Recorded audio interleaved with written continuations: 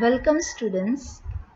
In this video, we are going to discuss the lesson The Storyteller by H. H. Munro, also known as Saki.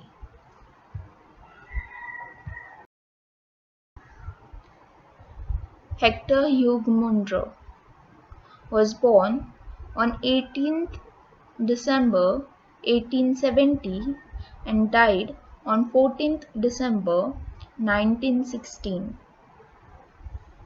Hector Hugh Munro, better known by the pen name Saki and also frequently as H. H. Munro, was a British writer whose witty, mischievous stories ridiculed Edwardian society and culture. In 1896, he decided to move to London to make a living as a writer. Munro started his writing career as a journalist for newspapers such as the Westminster Gazette, the Daily Express, the Morning Post, and magazines such as the Bystander and Outlook. His first book, The Rise of the Russian Empire, appeared in 1900 under his real name but proved to be something of a false start. He is considered by English teachers and scholars as a master of the short story and often compared to O. Henry and Dorothy Parker.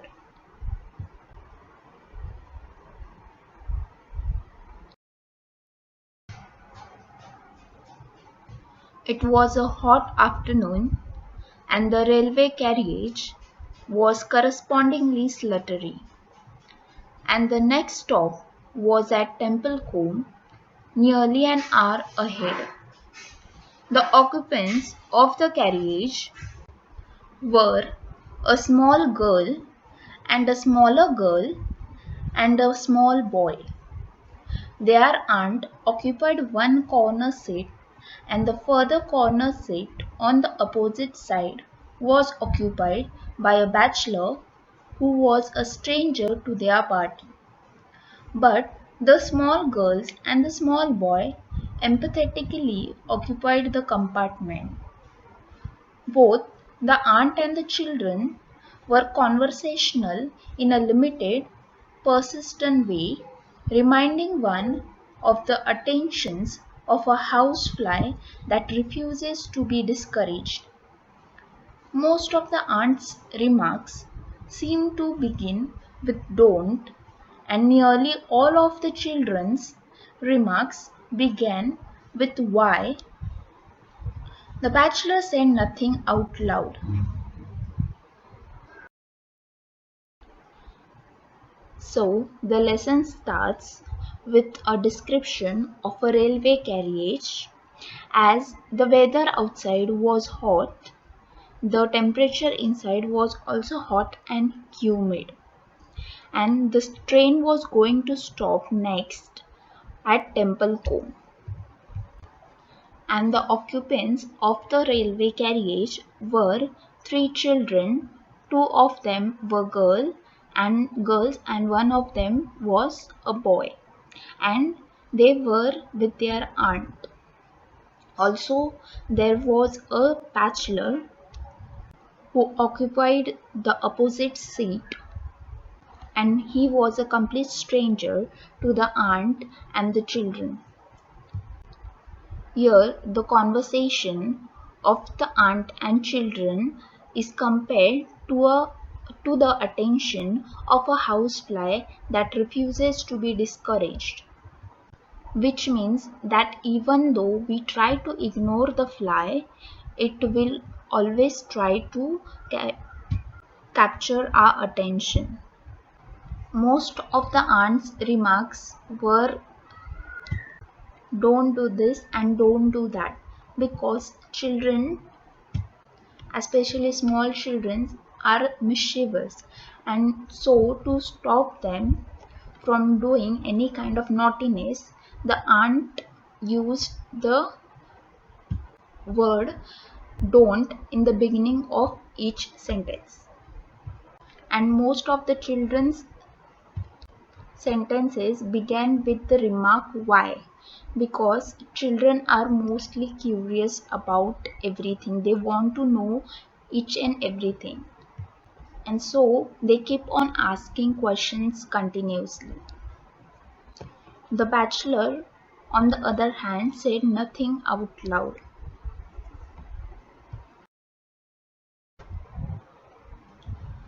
"Don't, Cyril, don't!" exclaimed the aunt, as the small boy began smacking the cushions of the seat, producing a cloud of dust at each blow.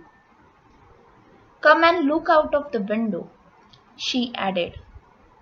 The child moved reluctantly to the window. "Why are those sheep being driven out of that field?" he asked. "I expect they are being driven to another field where there is more grass," said the aunt weakly. "But there is lots of grass in that field," protested the boy. "There's nothing else but grass there." "Aunt, there's lot of grass in that field." "Perhaps the grass in the other field is better," suggested the aunt fatuously. "Why is it better?" came the swift, inevitable question. "Oh, look at those cows!" exclaimed the aunt. Nearly every field along the line had contained cows or bullocks, but she spoke as though she were drawing attention to a rarity.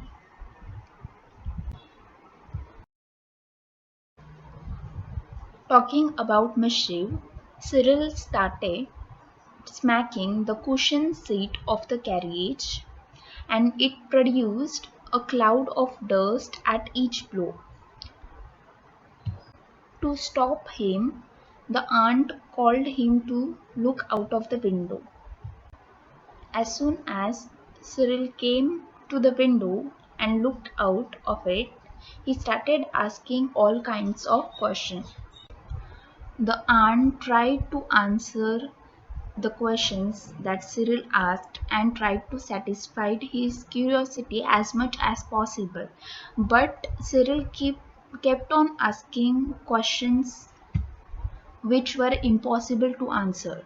So to distract him from asking any further questions, she pointed out to the cows that were grazing in the field and asked him to look at them as if they were some kind of rare species. But this was just to divert his attention from asking any further questions.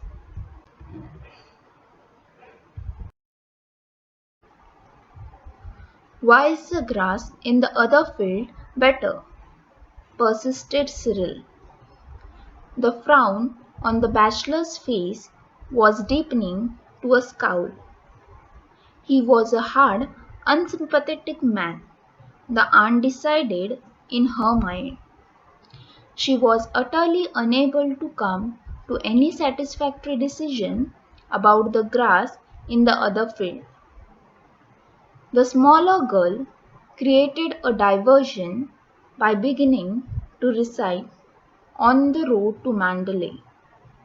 She only knew the first line, but she put her limited knowledge to the fullest possible use. She repeated the line over and over again in a dreamy but resolute and very audible voice. It seemed to the bachelor as though someone had a bet with her that she could not repeat the line aloud 2,000 times without stopping. Whoever it was who had made the wager was likely to lose his bet. "Come over here and listen to a story," said the aunt when the bachelor had looked twice at her. The children moved listlessly towards the aunt's end of the carriage.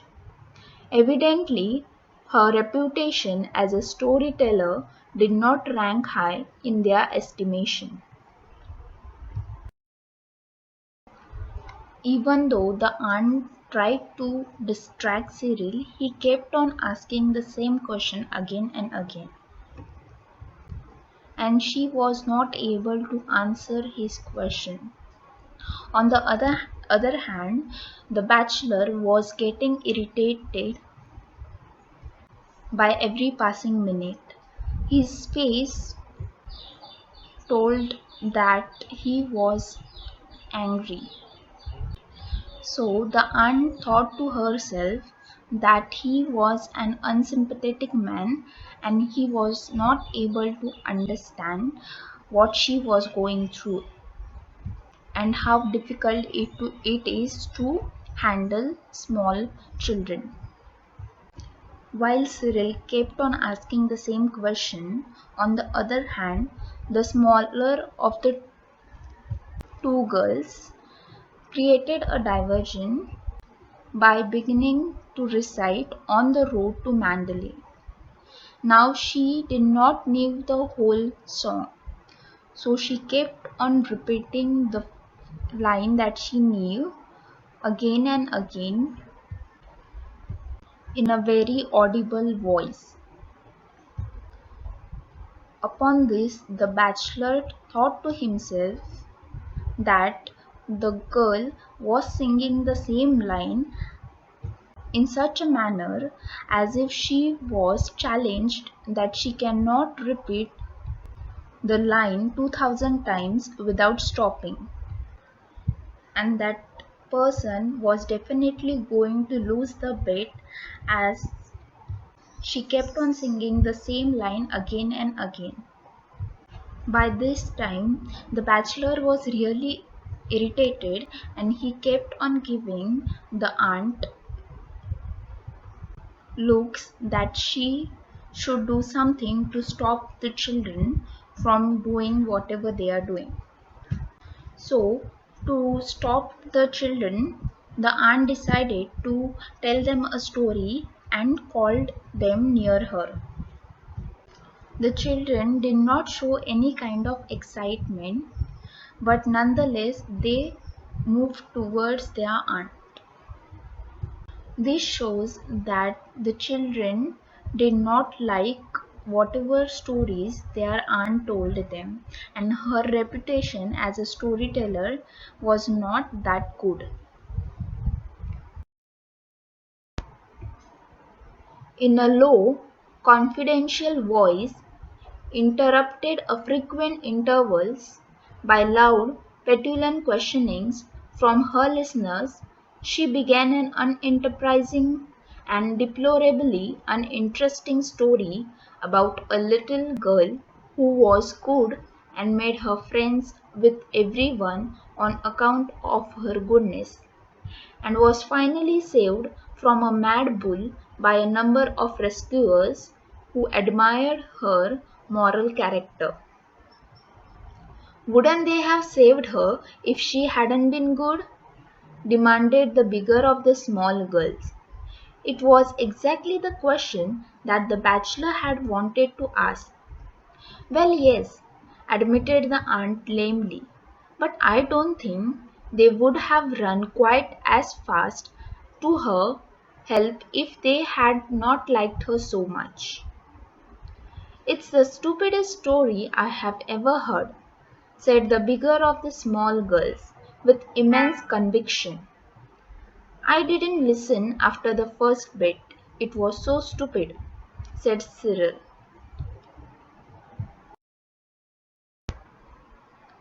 The aunt herself was not confident that her story will capture the children's attention, but nonetheless she started telling the story. The children kept on asking questions in between and kept on interrupting the aunt.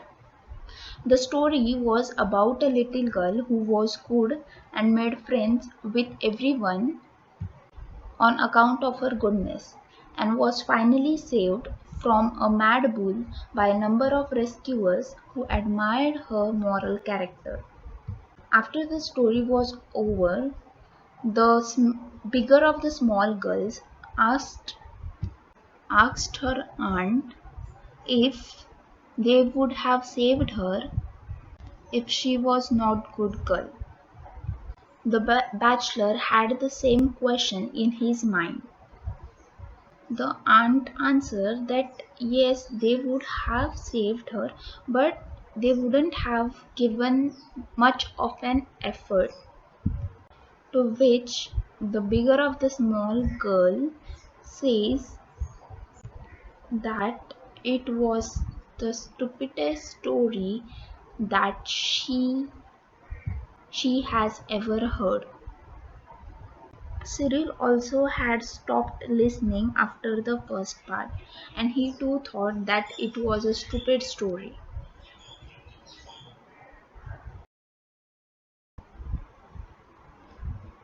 The smaller girl made no actual comment on the story, but she had long ago recommenced a murmur repetition of her favorite line. "You don't seem to be a success as a storyteller," said the bachelor suddenly from his corner.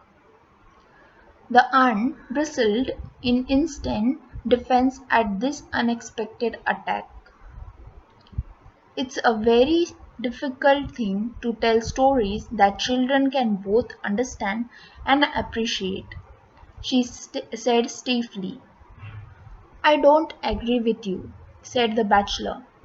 "Perhaps you would like to tell them a story," was the aunt's retort.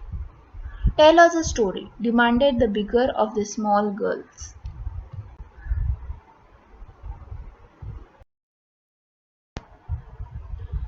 The smaller girl of the two girls did not actually comment on the story, but she had already started murmuring her favorite line again and again way before the story ended. After listening to the aunt's story, the bachelor tells her that she was not a good storyteller. Upon hearing this, the aunt gets angry and starts defending herself by saying that it is very difficult thing to tell stories that children can both understand and appreciate. The bachelor did not agree to that. So the aunt told him to tell the children a story. The bigger of the small girl also demanded the same thing.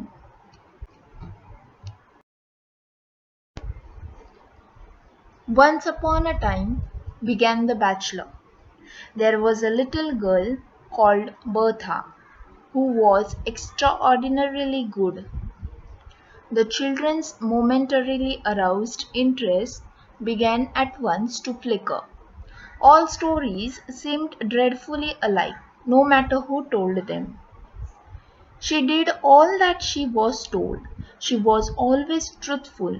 She kept her clothes clean, ate milk puddings as though they were jam tarts, learned her lessons perfectly, and was polite in her manners. "Was she pretty?" asked the bigger of the small girls. "Not as pretty as any of you," said the bachelor, "but she was horribly good." There was a wave of reaction in favor of the story. The word horrible in connection with goodness was a novelty that commended itself. It seemed to introduce a ring of truth that was absent from the aunt's tale of infant life.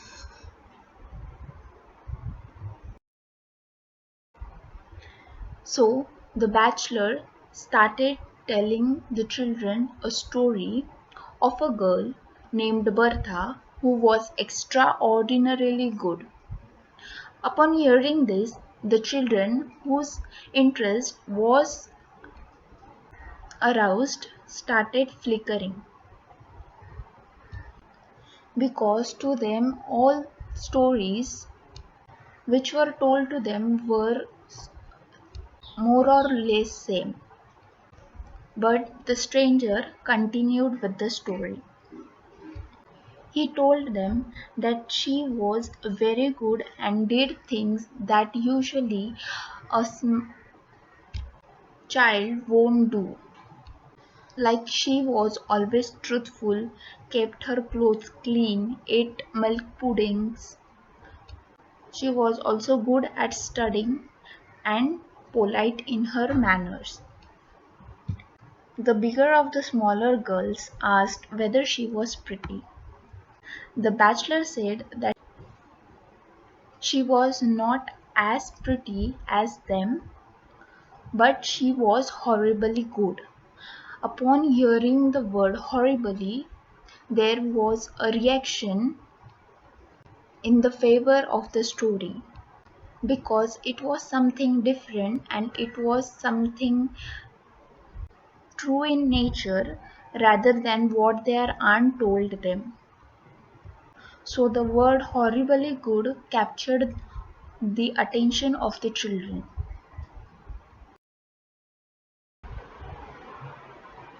Let us now discuss some question answers. The first question is, how many occupants did the compartment have? So the answer for this is, the occupants of the carriage were a small girl, a smaller girl, a small boy, along with their aunt, and a bachelor who was a stranger to the others. So, a total of 5 occupants were there in the compartment. Next question. How did the smaller of the two girls irritate the bachelor? The smaller of the two girls irritated the bachelor by reciting the first line of On the Road to Mandalay. She repeated the line over and over again in a dreamy but resolute and a very audible voice. Next question. To which question of Cyril was the aunt unable to give a reasonable answer? The aunt was unable to give a reasonable answer to Cyril's question when he asked why the grass on the other field was better. Next question. Why did the aunt have to use the word don't so often? So the answer to this question is, the aunt had to use the word don't so often as children were accompanying her. The children were constantly distracted and doing things that they were not supposed to do. The small boy was smacking the cushion, which was producing a cloud of dust inside the cabin. Hence, to keep them disciplined, the aunt had to use the word don't several times. Let us also discuss some do as directed questions. The first one is, the further corner seat on the opposite side was occupied by a bachelor who was a stranger to their party. Here you have to identify the clause and state its function. So first let us identify the clause. The main clause here is, the further corner seat on the opposite side was occupied by a bachelor and who was a stranger to their party is subordinate adjective clause. So the type is, its function is adjective clause. Next, the grass in the other field is better. Change the degree. So the answer will be, the grass in this field is not as good as the grass in the other field. Next, she was utterly unable to come to any satisfactory decision. Make negative. You have to make the sentence negative. So it will be she was utterly not able to come to any satisfactory decision.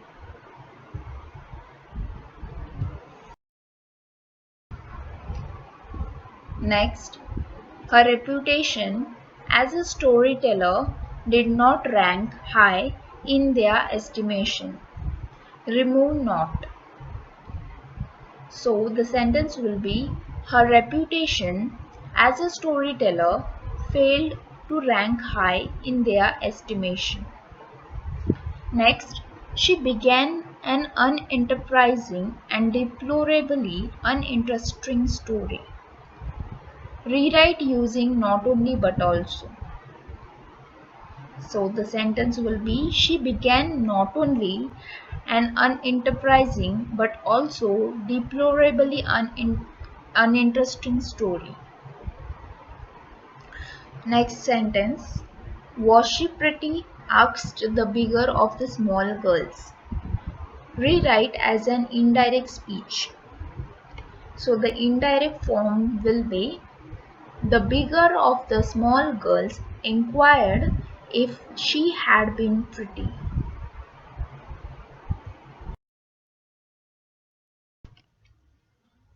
Thank you, students. I hope you all enjoyed the video.